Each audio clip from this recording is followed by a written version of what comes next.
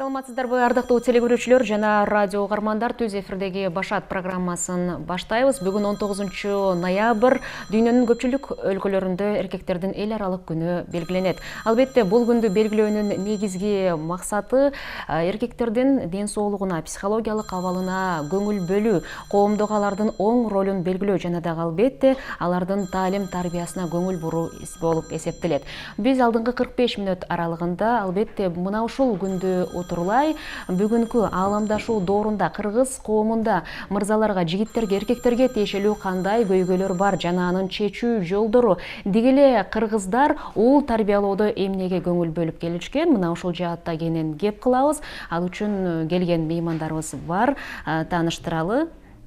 Жашоого машыктыруучу деп тааныштыралы. Чыңгыз Жапаров бизде мейманда. Андан сырткары алдыңкы мүнөттөрдө белгилүү этнопедагог, педагогика илимдеринин доктору Акматали Алимбеков дагы студиябызга келет жана ал жаатта дагы кенен баарлашабыз. Саламатсызбы? Саламатчылык, рахмат. Мына 19 ноябрь эл аралык эркектердин күнү экен. Негизи мындай анча тараган майрам болбосо дагы көңүл бураарлык десек жаңылбайбыз.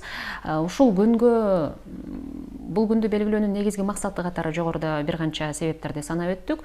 Сиз эркектер арасындагы кандай көйгөйлөр баягы сиздин баягы көңүлүңүздү бурат? Ушул жаатта сиз сөз баштасак. Негизи мен үй бүлөлөрдө же болбосо эркектер менен деле иштешкен, кеңеш алган учурлар болот, эркектердин менен. Мен байкаган нерсем самооценканын төмөндүгүндө да. Негизи көп эле маселе ошол жерде жатат. Анткени ал кичинекейинде багы 7 жаш, 10 жашка чейин калыптана турган болсо, мисалы, ошол учурда көп балким көңүл бурулбай калган учурлар болот. Сүйүүгө, мээримге, көңүл бурууга тойбой калган учурлар болот. Же болбосо эмоцияларын мындай чыгартканга жардам бербей, же болбосо кысып коет, тыйып коет дегендейчи. Мына ушулар чоңойгондо, мындайча айтканда, эмоционально незрелый деп коет, emotional immature деп коет. Эмоционалдык жактан бышып жетилбей калган. Дыктан көп маселелер чыгат. Бул жашоонун ар бир бөлүгүндө келип чыга турган нерсе да. Бул коллегалар менен, бул үй бүлөдө, бул жеке жашоодо, бактылуу болууда, ийгиликке жетүүдө мунун баарында таасири болот. Бул нерселердинчи. Негизинен ушул самооценканы көтөрсө эле көп маселе чечилчүдөй да. Өзүнө болгон ишеним, Ишеним, өзүнө болгон урмат-сый, өзүнө болгон сүйүү, өзүнүн баалоо. Ушундай. Биз адатта багы элементарно элди баалайбыз, элди сыйлайбыз, өзүбүздү сыйлабайбыз. Мисалы, жөн эле жашоодо мисал берсек, сыртка жазанып чыгабыз дагы, өзүбүз үйдө эл көрбөйт да, боло берет деп жүрө беребиз. Конок келсе, аябай сонун сыйлайбыз, өзүбүз жүрө беребиз мындай, эптеп-септеп деп коебуз го. Ошол сыяктуу. Биз мисалы өзүбүздү сыйласак, конок келсе аны да сыйласак, биз жаман нерсе кылган болбойбуз да. Мисалы, же болбосо жаман көрүнүп калуудан коркуп, өзүңдүн акыркы акчаңды досуң сураса бересиң, бирок өзүң дагы кыйналып жүрө бересиң да. Курнамыз калдырып. Курнамыздык ошол алдагы самооценканын төмөндүгүнөн келет, коркуулар ошол жактан келет. Ошол нерселер бизди көп нерседен тосот, же болбосо туура эмес кыймыл аракет жасатканга түртөт да.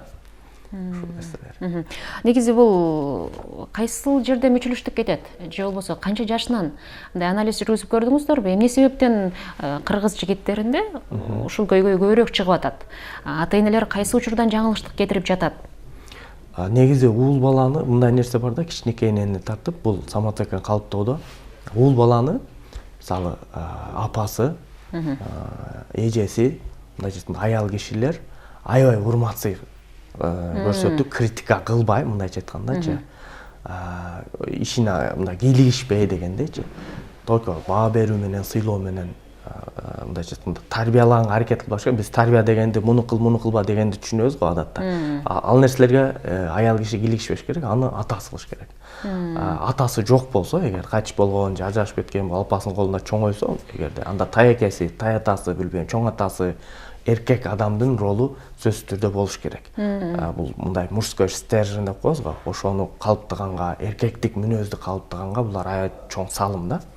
Ошол нерселер. Анан кыз кишини болсо, аталар такыр килишпеш керек тарбиясына, мындай аны кылба, мындай кылба, билбейм, ачык кийинбе же башка деген, муну апасы кылыш керек. Ушул нерселер аябай маанилүү. Бул бир фактор, маанилүү фактор да. Муну кылсам эмне болот? Муну кылса, ошол самооценканын төмөндөшү ошол жактан башталат. Башка факторлор да бар, бирок негизгилеринен бирөөсү ошол. Мисалы, аял киши критика кылган болсо, апасы ул баланы критика кылган болсо, бул чоңойгондо аял кишиден постоянно немеси болот да, комплекси болот. Ошондон үйлөнө албай жүргөндөр чыгат, кыздар менен мындай мамиле кура албагандар болот. Мунун баардыгы ошол комплекстерден болот. Өзүн жетишсиз сезет. Өзүн мындай жана төмөн сезет да. Өзүн жакшы бир кызга ыраа көрө албайт керек болсо, же мамиле курганды билбейт да. Коркуулар, баягы эмне деп коет, тоотобу, тоотпойбу деген темалар ушул жактан келип чыгат да. Ошондон улам анан мындай мамиле кылганда дагы, кыздар менен мамиле кылганда, таанышканда дагы бул комплекстер аябай мындай эме берет да. Терс тарсын тийет, терс тарсын. Же үйлөнгөндөн кийин деле кандайдыр себептер болуп, үйлөнгөндөн кийин дагы бул комплекстер аябай мындай терс таасирин тийгизет да. Мисалы, баягы дайыма басмырлап, өзүн жогору койгонго аракет кылып, мындай аялы бир кандайдыр бир совет айтса же башка айтса, туура нерсе болсо делечи, аны кылбай өзүнкүн кылып, мисалы бул нерселер үй бүлө болгондон кийин бул отуруп эле сүйлөшүп көп нерсе чечиле турган нерселер да. Бирок ал жерде ошол сүйлөшүү дагы болбойт, башка көп нерсенин ушул самооценканын төмөндүгүнөн келип чыгат да. Ошол себептен аталар мындай балдарын өрнөк болуу менен мен сага ишенем деп анча-мынча баягы жыгылат, турат, колдоп, балага өзү мындай сен кыла аласың, мен сени колдойм, сен колуңан келет деген сөздөр бул сүйүүнүн, бул көңүл буруунун, сыйлоонун белгиси да. Бала ошондой кабыл алат. Кыз балага кам көрүш керек. Сен сулуусуң, сен просто кыз болгонуң үчүн жакшы көрөм мен сени. Баягы бизде беш алганың үчүн же башка эмес, только кыз болгон үчүн жакшы көрөм деп. Анан ул балдарына дагы ошол атасы эгер кызын аябай сыйлап ушундай көрсөтсө, ал балдар дагы аял кишини сыйлаганды, жакшы мамиле кылганды үйрөнөт да. Америкада бир изилдөө жүргүзүлгөн экен да, эмне үчүн өспүрүм курактагы балдарга көбүрөөк мактоо керек? 10 жаштан, айрыкча 17 жашка чейинки аралыкта. Изилдөөнүн жыйынтыгында ошол курактагы балдар жана жетилген курак 50 жаштын тегерегиндеги мырзалар арасында сурамжылоо жүргүзүп, түрдүү тесттерди берип, жана жыйынтыгында туура жогорку бал алса дагы сен туура эмес кылыптырсың, же болбосо жакшы мээң иштебейт экен деген сыяктуу сындарды айтып көрөт. Ал учурда жанагы өспүрүм балдар ушунчалык чычалап, өзүн жаман сезип, ошондой болот экен да. Ал эми 50 жаштын тегерегиндеги мырзаларга ошондой эле сынды айтса, маани бербейт экен. Мен өзүмдү өзүм билем дегендей. Демек алар толук жетилген. Ошол себептен өспүрүм курактагы балдар бул мезгилде өзүн эркек катары толук жетилтип бүтө элек. Ошол себептен көбүрөөк мактоо айтып туруш керек, мактоо күтөт деген жыйынтыкты айтышкан экен. Демек, чындап эле ушундайбы? Көбүрөөк бул куракта эркектерге жакшы сөз айтуу менен гана, мактоо менен гана баягы алдыга сүйрөп жүрүп отурушубуз керекпи? Негизи мындай, бул изилдөөдө туура, бирок негизи мындай нерсе бар да. Ар бир возрастта, мындай жаш куракта бериле турган нерселер бар да. Мисалы, 3 жашка чейин мен көп айтып келем, муну 3 жашка чейин балага только апасынын кучагы керек, то есть сүйүү керек да. Ал ошол жерде коопсуз сезет өзүн, сүйүүнү, мээримди ошол жактан сезет. Мен айтам да, 3 жашка чейин керек болсо, садикке да бербейле, бала бакчада сунуштабайм да. Анан 3 жаштан кийин 7 жашка чейин болжолдуу түрдө балага внимание керек, аябай көп. Зритель болуш керек, аябай көп угуш керек. Окшош эле нерсени алып келип кайталай берет, көрсөтө берет. Аны аябай, ошондой көп суроо берет. Ооба деп суроосуна жооп берип, анын деңгээлине жооп ушинтсе бала дүйнө таанып атат да уже. Почемучка деген учурлар деп коет. Өнүгүп атат, бул дүйнөнү таанып атат. Буга мактап көрсөткөн нерсесине, мен муну кыла алам, ооба деп внимание берсе, бул бала өнүгүп кете берет. Өнүккөнгө аябай көп мындай сонун мезгил да. Биз эмне кылабыз? Көңүл бурбай коебуз да. Карасаң ручка десе, көңүл бурбай коебуз да. Жок. Ручка десе, сонун жазат бекен, эмне кылат экен? Ал айтат. Мындайча айтканда, эмоцияларын түшүндүрөт. Ошол жерде баягы көңүл буруп койсо бир аз, бала өнүгүп кете берет. Суроолоруна жооп берип койсо, ал дагы изилденип кете берет. А бизде тыйып койсо, ошол жерден бала экинчи суроо сурабай коет. Ал суроо бул өнүктүрөт. Анан адам бара чакан жоопкерчиликтерди бере баштайбыз. Эме учурунда именно өспүрүм куракта балага колдоо менен ишеним керек. Эмне себептен? Бул учурда бала же чоң эмес, же кичинекей эмес. Бирок өзүн кичинекейден чоңго өтүп аткан период десек болот да.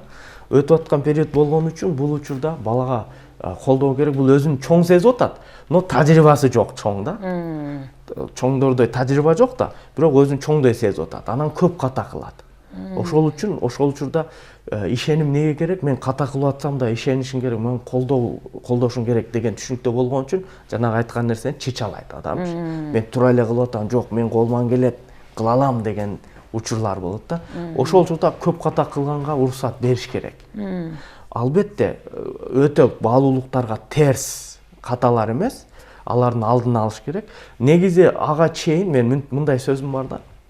Эгерде дейм да, кичинекейинде ошол мезгилге өспүрүм куракка чейинки мезгилде берчү нерселерди берсең, сүйүү, мээрим, көңүл бурууну берген болсоң, переходной возрастта бала бузулуп кетпейт. Андан коркуштун кереги жок дейм да.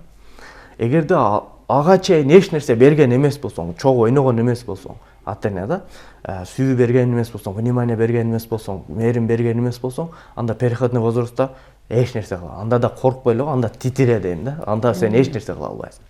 Көп учурда эч нерсе чектөө мүмкүн эмес болуп калат. Башкаруу кыйын болуп калат. Уже ал да чоң болуп калды, мындайча айтканда, физикалык жактан да чоң, мындай сөз кайтарат, башка дегендейчи. Анан биз ал жерде дагы бир маселени жакшы түшүнүшүбүз керек, именно ошол учурда. Кудай Таала адамга сознание, подсознание берип атпайбы? Ошол эме учурунда переходный возрастка чейинки адамдын сознаниясы жок болот. Чыныгы сознаниясы жок болот дейинчи. Мындайча айтканда, айтишниктен темасы менен демо версия да. Мындайча айтканда убактылуу ата-энесиникин копиялап турат. Андан переходный возрастка келгенде Кудай Таала өзүнө чыныгы сознанияны бергенде, бул мурда ата-энесинде ойлонот эле да. Кайсыны туура десе туура дейт эле, кайсыны ката десе ката дейт эле. Эми бул өзүнчө ойлоно баштады, ата-энесиндей ойлонбой калды. Ошол үчүн айталы кечинде 7ден кеч калба деген болсо, бала ойлоп атат, 7:30 барсам деле эч нерсе болбойт деп ойлоп атат да. Өзүнө акыл берилгенден кийин, чыныгы акыл берилгенден кийин. Анан 7:30 келсе, ата-энеси эмне дейт? Сен чото чоңоюп биздин тилибизди албай калдың. Сен бузулуп баштадың. Башка деп ошол жерден конфликттер чыга баштайт да. Ошол учурда түшүнгөнгө аракет кылыш керек. Мен дайыма айтам, бала ата-эне боло элек. Ата-эне бала болгон. Ал жерде түшүнүш керек болгон ата-эне. Ата-эне баланы жакшыраак түшүнүш керек деп айтам да. Эмне себептен кеч калды? Эмне себептен бул кыймыл аракетти кылып атат? Отуруп сүйлөш керек. Сразу деп урушуп кирип, жемелеп кирип, критика кылып кирбей, муну неге мындай кылды десе, ал себебин айтат, кылган катасын да айтат. Эч ким катаны атайлап кылбайт. Мондай жашоо күнүгө выборлордон, тандоолордон турат да. Булбу мисалы. Анан карап көрөбүз да, биз акылыбызга, тажрыйбабызга жараша туурасын кылганга аракет кылабыз. Но ал деле тажрыйбабыз, билимибиз жетишпегендиктен ката болуп калышы мүмкүн да.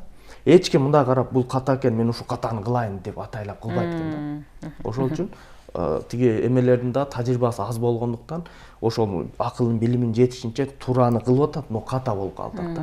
Ошол учурда аларга поддержка керек, түшүнүү керек. Критика кереги жок. Азыркы акылым болгондо мурдагы катамды жасабайт элем. Эгерде мурдагы катамды жасабасам, азыркы акылым болбойт эле дегенде. Эми биздин студиядан келген, орун алган экинчи коногубуз бар. Кадырлуу Кыргыз-Түрк Манас университетинин профессору, педагогика илимдеринин доктору Акматали Алимбеков. Саламатсызбы агай, кутмандыгыңыз менен. Бүгүн мына алымдашуу доорунда кыргыз коомунда кыргыз жигиттерине, мырзаларына тиешелүү болгон көйгөйлөр жана алардын чечүү жолдору жөнүндө сүйлөшүп жатабыз. Этнопедагог катары эми албетте тарбиясына көңүл буралы. Сизди көбүрөөк кандай жагдайлар ойлонтуп атат? Деги эле кыргыз уул тарбиясына канча жаштан көңүл бөлө баштаган, кандай өзгөчө мамилелерди жасаган? Абдан жакшы суроо. Бул эми албетте эркек бала болот баары бир. Бирок бул бүгүнкү күндө гендердик кризис болуп атат мындай. Гендер деген бул жөн эле жыныстык айырмачылык эмес, бул чоң социалдык баалуулуктарды, социалдык өзүндө милдеттерди, сапаттарды өзүнө ташыган бир кишилик баалуулуктар булар. Мына ошону биз албетте бүгүн кризисти мындай маселелерди чечүүдө биздин ата бабаларыбыздын тажрыйбаларына кайрылышыбыз керек. Мына карасаңыздар, мынабы кыздай кыштын кыштай болуш керек деген айырмалап турган мына ошо. Анан Калыгул Олуя айтат мынабы эркек үндүү аялдын неме уяты жок, аял үндүү эркектин кубаты жок дейт. Мына ушул жерде мына ушул эркек кандай болуш керек, аял кандай болуш керек деген баардык маселелердин түйүнү ушул жерде турат. Мына билесиздер, мына ушуну кичинекей кезинен баштаган кыргыздар. Мына боз үйдүн өзү бул гендердик балансты сактап турган. Мына карасаңыздар, оң жагы эпчи деп аялга таандык болгон, сол жагы эр тарабы деп. Бул ошол эмнени бул?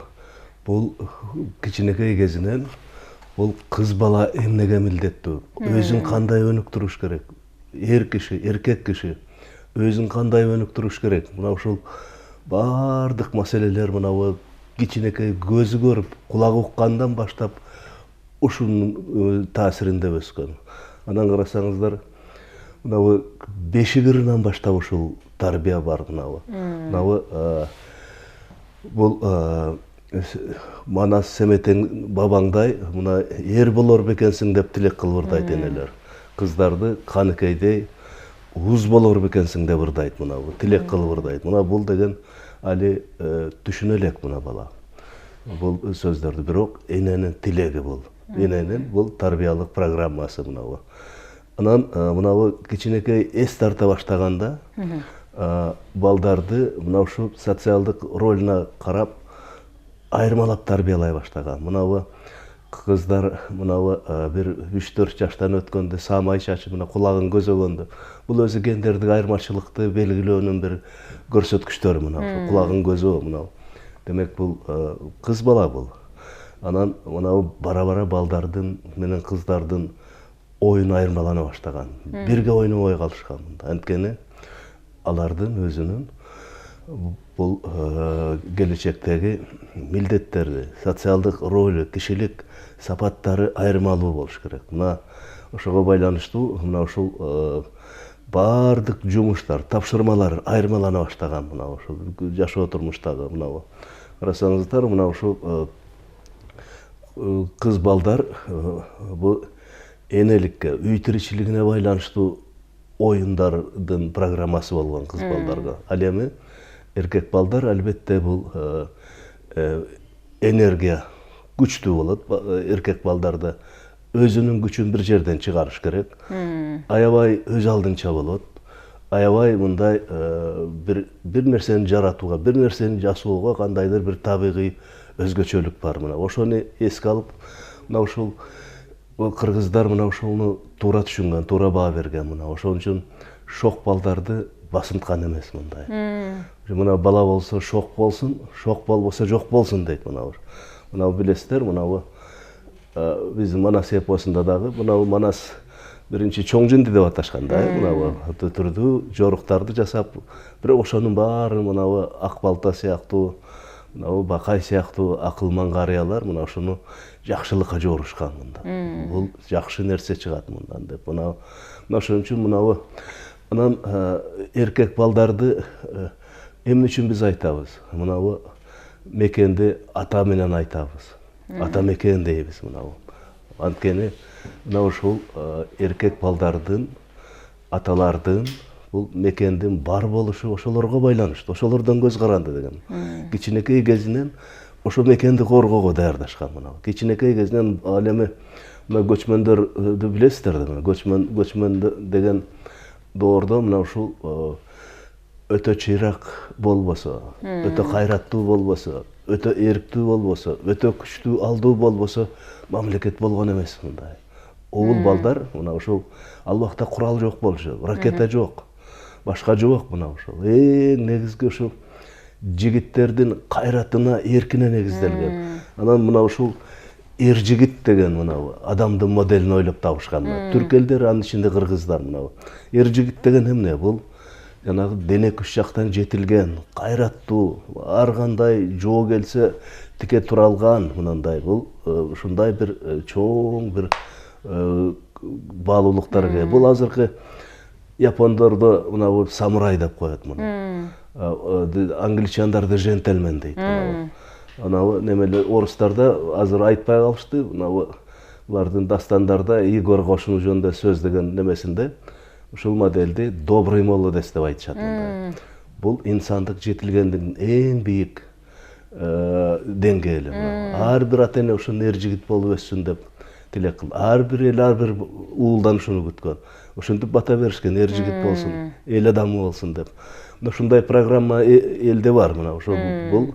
Ошол тажрыйбаларды бүгүн адеп нарк жөнүндөгү мамлекетибизде мына ушул президенттин бир канча указдары чыкты бул боюнча оңгу жол деп мына ушуларды эгерде оңгу деген эмне? Мына ушул башат деген сөз мына башкы багыт деген сөз.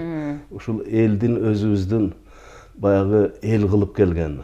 Мына ошол эле таалим тарбияда кемтиксиз, кемчиликсиз ушул мезгилге чейин бизди эч бир шек келтирбей турган инсандык сапаттарды тарбиялап келген, баалуулуктарды кайра бир акылдан өткөрүп, заманга жараша, азыркы шартка жараша колдоно алсак биз көп утуштуу болобуз.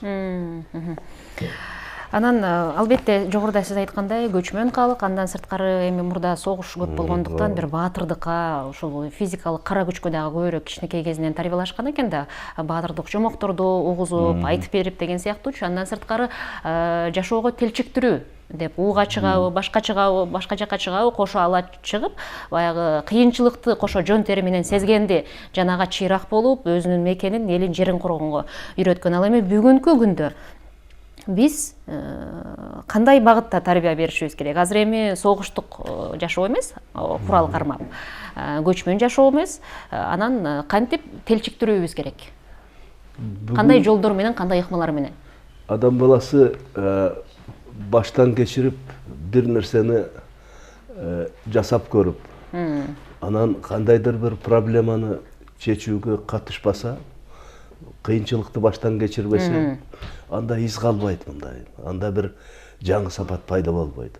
Биз көбүнчө мынабу айтып деш керек деген сөз көп айтабыз да. Айтып деп кулагына куюш керек деп. Албетте бул дагы зарыл, бирок айтып деген жетишсиз бүгүн. Айтып деген жетишсиз.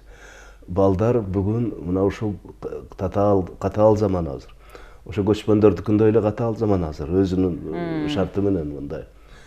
Бирөөгө проблема жаратпай турган балдар болуш керек. Ата энесине, коомго проблема жаратпай, тескерисинче, мына ушу жигит катары, эркек, уул катары ата энесинен, бир туугандарынын, кыз карындаштар дейбиз, ошолорго арка жөлөк боло турган, ошолордун проблемасын чечүүгө даяр, жөндөмдүү бир инсандар болуш керек. Ал үчүн биз ошол маселелерди үй бүлөлүк турмушта, мектептеби ошондой иш аракетке тартышыбыз керек. Бунун иш аракеттин эң негизгиси эмне бул? Бул тапшырма бул. Балдар ар түрдүү татаал тапшырмалар менен чегеришибиз керек. Балдар бош калбаш керек. Социалдык жоопкерчилигин моюндаш керек. Мына мурдагы учурларда кыргыз коомунда 12 жашка чыккан мына бул мүчөл жашына жеткен адамды социалдык жактан жетилген адам деп эсептешкен. Эгерде ошол үйдө эркек адам болбосо, мына социалдык келишимдер мына коомдо ошо 12 жашар бала менен келишим түзүлгөн. Аял менен түзүлгөн эмес эч убакта. Мына ушундай жоопкерчилик болгон. Азыр дагы мына ушул бир балдарды мына ушул өз алдынчалыгын өнүктүрүшүбүз керек. Эч бир мындай баягындай албетте баланы сүйбеген ата эне жок, бирок сүйүү ар дайым пайдап келбейт. Сүйүү пайда алып келбейт. Мына баланы ашыкча сүйүү, тескерисинче зыян тийгизбейт. Менин, мына өзүнүн коомдогу, үй бүлөдөгү, келечектеги мына мамлекет ичинде дейбизби, ошонун милдетин аткарууга даярдашыбыз керек. Ага байланыштуу көп түрдүү тапшырмалар бар да. Үй бүлөдө көп тапшырмалар бар. Мына бир кээде мына ушул бир 9-класстагы биздин курагыбызда 9-класстагы окуган мезгилибизде мына малды барып базарга барып сатып кел дечи эле азыр. Азыр балдарды айта алабызбы азыр? Барып сатып, ошо базардын наркын кара, арзан берип жибербей дейт эле. Ошону аткарып келет элекпиз. Жетелеп барып, туруп, кадимкидей чоң адамдар менен сүйлөшүп, мындай. Бул үй бүлөнүн кичинекей болсо да проблемасын чечет да. Мына ушул чоң адам катары мына кийин бир үй бүлөнүн жоопкерчилигин алат, балдардын жоопкерчилигин алат. Мына ошол нерсеге бара-бара даярдай баштайт. Эмне үчүн азыр ошол эле 9-класстагы балага сиздердин учурда ишеним берилип атат, жоопкерчилик жүктөлүп атат. Бүгүнкү күндөгү 9-класс бала андай жоопкерчиликти ала албай жатат. Ата эне ишеним бере албай жатабы? Же бала мына жогоруда неме мына биздин коллегабыз айтып кетпеди, мына эң туура айтты. Мына ушул биз чоң адам катары ата энелер түшүнө албайбыз да балдарды. Мына аталар же балдар же улуулар кичүүлөр ортосунда конфликттер бар да, түшүнбөчүлүктөр бар. Мындай дал келбестиктер бар. Мына балдарды ошол өспүрүм курактагы бала чоң адам катары өзүн сезишке аракет кылат да мына. Бирок биз ошол сезимди бербейбиз да ата энелер. Дагы эле бала катары карай беребиз. Бала катары карай беребиз. Анан балада өзүнө болгон ишеним жоголот да. Өзүнө болгон ишеним, мен дагы эле жаш экенмин дейт мына. Балдага эң негизги нерсе ишеним мына. Ишенип ар кандай ишти тапшырыш керек. Мына билесиздер, мына мурдагы учурларда бир 10 жаштагы бала кадимкидей түндөсү мына бир талаага бир коро кой менен таштап кете беришкен. Мына түн күн мына шуну карайсың деп. Мына биздин бала кезде деле ушундай болгон. Мына жерде мына унча сотук жер бар мына ошол. Биз мына окууга тапшырабыз десек, окууга мына ушул жумушту бүтүрүп анан кетесиң дечи. Мына ушул быйылкы тоютту кийинке жете турганга чейин камдап коюп анан кетесиң дечи болчу. Мына ушул нерсе азыр бардык эмес, бардык ата энелер эмес. Типтүү бир басымдуу көрүнүшкө айланып кетип атат да. Баланы бул бой жеткенге чейин, жаштык курагына жеткенге чейин бала эмес ал, бирок бала катары карап атабыз да биз. Мына ушу жетилгенин моюндай албай атабыз, моюнга ала албай атабыз. Мына ошол ата энелердин бир балдарды дайым күнөөлөйбүз, бирок ата энелерде дагы бар да, мына ошо өксүктөр бар да ата энелерде. Мына ошону бул жалпы бир көрүнүшкө айланып кетип атат мына. Ал тургай кээде кездешет, 18-19 жашка чейин эле баласынтуу эмес, 40-50 жашка чыгып калса дагы баласынтуу. Сепарация дейли, үзүлбөгөн жагдайлар дагы кездешет. Анан эркек ыйлабаш керек деген түшүнүк бар. Эркек күчтүү болуш керек. Бул чын эле ушундайбы, же эркек ичтеги абалын, эмоциясын кайсы жол аркылуу чыгарыш керек? Эркек деле адам, анда да эмоциялар бар. Аны ичке ката берип, мына азыр статистика көрсөтүп атат, эркектердин эрте өлүүсү жөнүндөчү. Бул нерсе мындай нерсе да, эмоция бул бардык адамда, бул бар нерсе, муну жокко чыгара албайбыз, четке кага албайбыз, бул норма. Эркек адамда ыйлайт, проблема жок.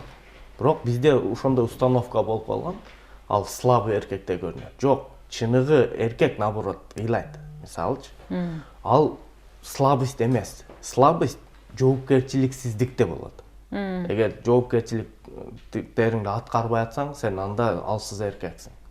Бирок эмоцияларды сөзсүз айта алыш керек. Бул бизде просто кичинекейибизден айтып үйрөнбөгөндүгүбүздөн улам да. Мисалы жөнөкөй эле мен көп тренингтерде эмелерде сурайм да. Ким атасынын апасына гүл бергенин, же болбосо жакшы көрөм деп айтканын, сүйөм деп айтканын, уккан, көргөн десе көпчүлүгүндө жок бул нерсе. Подсознанияда жок да бунун программасы просто. То есть ата-энесинен көрбөсө бала каяктан үйрөнөт? Же болбосо балдарына айтып үйрөтүп атабы сезимдерин. Балам ушуну туура эмес кылдым, ушуга мен кичине ренжип калдым, могуга мен капа болдум, же могуга аябай ыраазы болдум. Сен сонун иш кылыпсың деп сезимдерин айтпай элебиз да. Жакшы иш кылса да, жаман иш кылса да. Сөзсүз же урушуп критика кылабыз, баягы деструктивдүү критика деп коет да, муну багытын бербейбиз. Конструктивдүү критика деген бар. Могу кылып атасыңбы? Окей, бирок муну кылсаң дагы жакшыраак болот. Багыты менен кошо. Бул туура эмес экенин айтып, бирок альтернатива сунуштап атасың да. Бул туурасы, бул жакшысы деп. Ошол эле сыяктуу сезимдерди айтып үйрөтүү. Жана жогоруда айтып өткөн баягы эмне себептен жоопкерчилик бере албай атабыз деп атып. Жоопкерчилик да берсек болот. Бирок биз ишенишибиз керек. Ал үчүн биринчи биз мисалы азыр бүгүнкү күндө мурда мисалы атка учкаштырып алып ошол малды кайтартып биринчи көрсөттү да. Даярдап келди кичинекей кезинен. Даярдап көрсөтүп, бул мындай болуп көрдү бир сыйра. Бир сыйра көргөндөн кийин анан ошол 10 жашар баланы калтырып кетип атат. Баягы жергечи. Азыр деле баласын алып ошол офисине алып барсын, билбейм базарда ишсе базарын алып барсын, көрсөтсүн, башка кылсын, бала үйрөнүп кете берет, проблема жок. Азыр деле ошондой. Даярдап барыш керек. Бирок алып барып туруп үйдөн алып барып туруп эле сразу биринчи коюп койсоң, ал толтура ката кылат. Эгерде үйрөтөм десе, баланын толтура катасына да үйрөнүш керек, мындай көнүш керек. Даяр болуш керек. Мисалы Джек Ма эле, Илон Маск экөөнүн бирөөсүн айтканы бар, унутуп атам кимсе экенин. Мынтет да, Безос болушу мүмкүн. Мен балам дейт да, мисалы бычак кармап бир нерсени үйрөнгүсү келсе, бир колу кесилиши мүмкүн дейт да, мындайча айткандачы. Бирок ал жөнүндө иш кылып, бирок эч нерсе үйрөнбөй калса, андан көрө бир колу жок болсун, но ошол ишти жакшы үйрөнсүн дейт да, мындайча айткандачы. То есть бул ката менен, тажрыйба менен келе турган нерсе, бул илим, билим, билбейм, жашоодо ала турган тажрыйбалар сөзсүз катанын натыйжасында келе турган нерсе да. Жоопкерчилик менен кошочу. Бул каталар болмоюнча, баягы айткандай, азыркы акыл болбойт, тажрыйбасы болбойт да. Ошон үчүн именно чоңоюп аткан бала өзүнө ишеним артып, ушуну кылам деп атканда, эгерде ката кылса критика кылып койсо, ал жабылып калат. Бүгүнкү күндө ата-энелердин ортосундагы ажырым ушул жерде турат, көп жерде. Бала бир нерсени кылайм деп инициатива көтөрөт, ата-эне жок, аны кыла албайсың деп ишеним бербейт, жабып коет, сындырып коет. Андан эмне болот? Телефон чукуп жаткан бала пайда болот. Анан дагы нааразы болот. Менин балам эртең кечке телефон чукуп жатат. Дейт да. Албетте, ал сен бир нерсе кылайын десе эле башынан чаап жаткырып атсаң, башынан чаап атсаң, чыкпай атат да. Ал уже такыр инициатива көтөрбөй калат.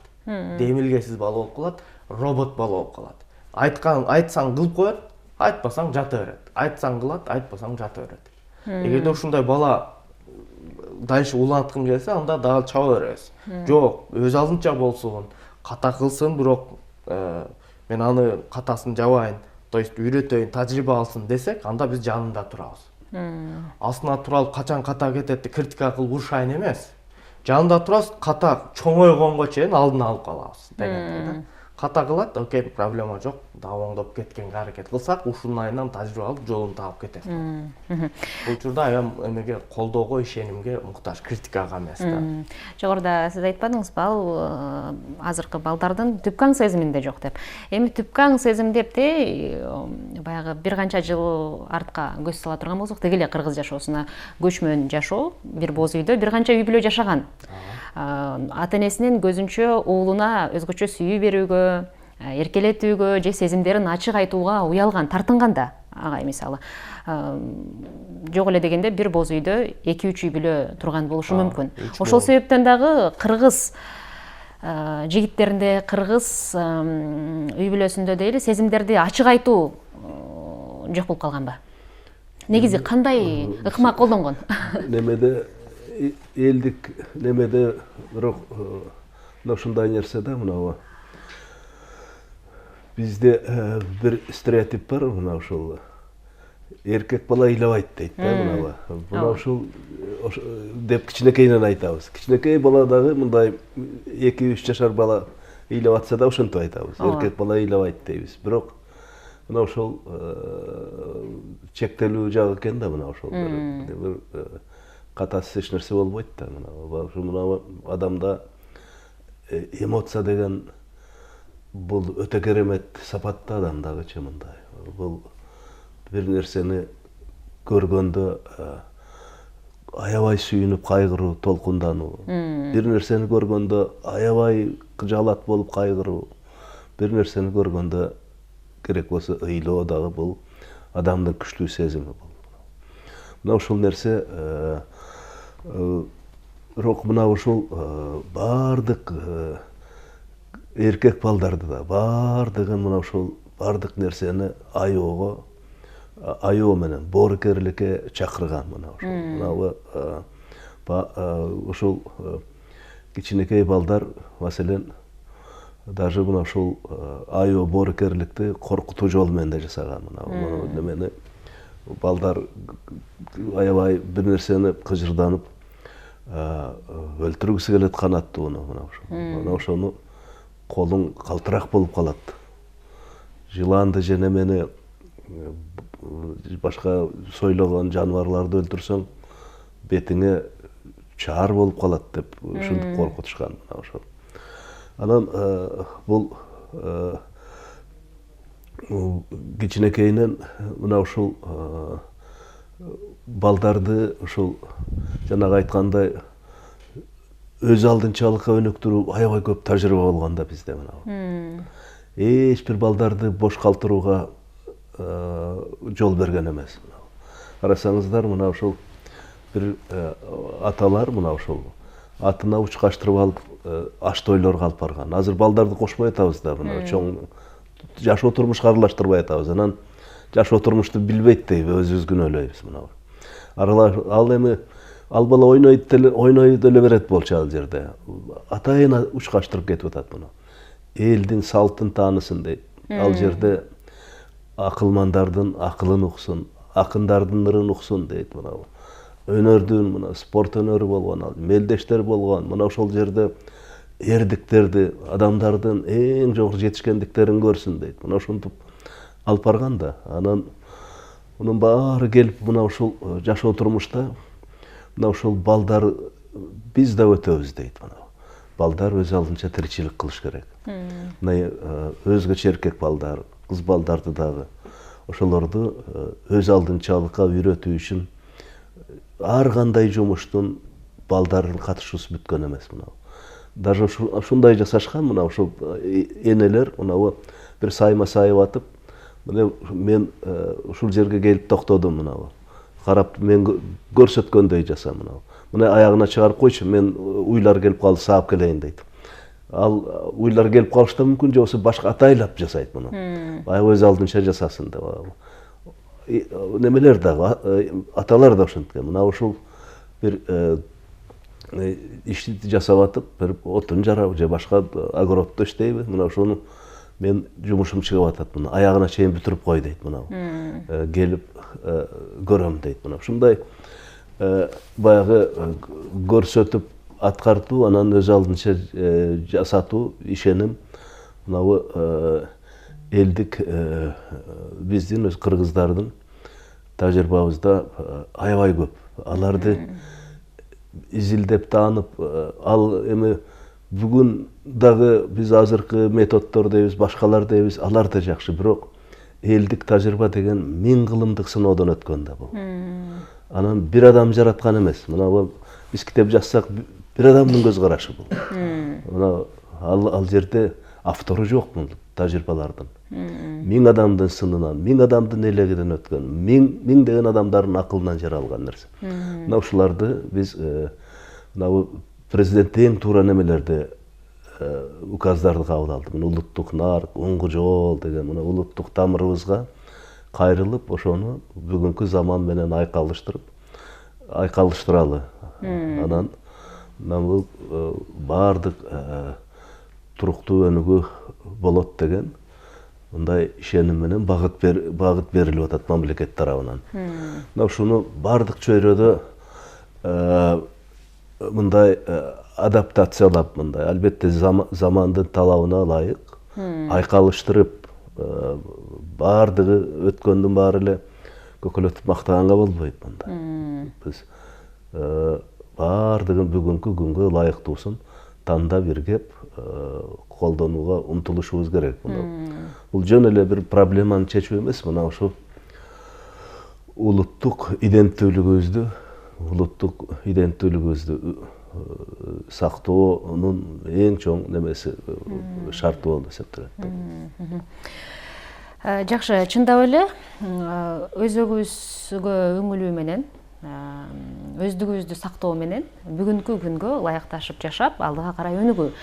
Мисалы, чын эле кайсы бир улуттун мырзасы же уул кызы ар кандай менталитетине, жашоо шартына жараша ар кандай мүнөз күтүшү мүмкүн, ачык айрым болушу мүмкүн деген сыяктуу.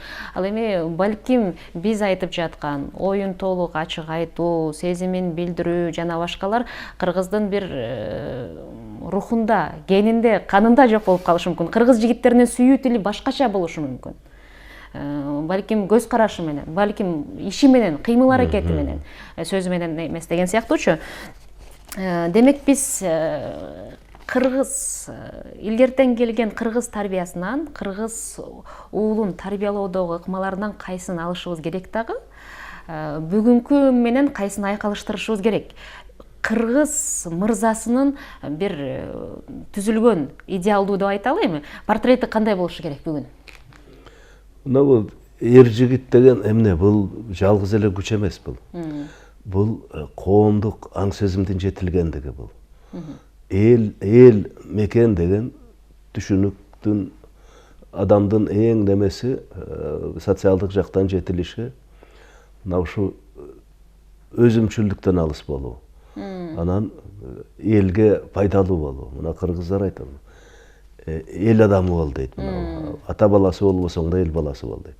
Мына ушул эң чоң жетил. Дүйнөнүн жүзүнүн баарында эле ушундай идеал өзү. Бирок ар бир улут өзүнчө моделдештирет муну. Мына бул анан бул эр жигит деген бир кара күчтүн ээси эмес бул. Бул керек болсо ырдай билген, керек болсо көп акылгайы, паам парасаты аябай жетилген, анан ар түрдүү өнөрдүн ичинен чыккан. Мына айтабыз биз, жигитке 70 өнөр аздык кылат деп айтылат элде. Мына ушул. Демек, бул өтө мээримдүү, өтө кичипей, сылык дейт. Мына акындардын санаттарын айтат, мына сылык жигит жакшы экен деп. Жакшы жигит, жаман жигит дегендерди салыштырбайт. Сылык жигит жакшы экен дейт. Мына ушундай адамдын идеалын бүгүнкү күндө мына ушул 70 өнөр, мына компетенттүүлүк деп атпайбызбы? Мына ошо өнөр да, мына компетенттүүлүк дегенде өнөр. Мына ошол идеалды бүгүнкү күндө бир эр жигит деген бүгүн интеллектуал адам болуш керек. Бир албетте кайраттуулук, бекем эрксиз болбойт. Мына эркек адам, эрксиз эрк уну бардык маселеде өзүнүн чечимине ээ болсо, бул эркек адам боло албайт. Чечим чыгара албаса мындай өз алдынча. Анан мына ушул баалуулуктарды бүгүнкү балдарды тарбиялоо программасында биз жетекчилик алышыбыз керек. Азыр көптөгөн концепцияларды иштеп чыгып атабыз. Мектепте тарбия ишин жүргүзөбүз. Бирок ошол программаларда, ошол тарбия иш-чараларында бир ушул маселелер, мына өзөктүү маселелер, бир атайын бир максат катары, программа катары ошол деңгээлде коюлбай келе жатат да. Мындай ушундай биз бул жөнүндө көп да жаздык биз. Багыт берип дагы жазып келе жатабыз. Рахмат. айтылган, жазылган баягы тилектер буюрса орундалсын дейли агай. Сизге бир 20 секунддук жыйынтыктоочу сөз берели, убакыт бүткөн экен. Кечирим сурайм, убакыт соңуна келип калган экен. Ардактуу көрүүчүлөр, Башат программасын көрдүңүздөр, биз менен бирге болуңуздар.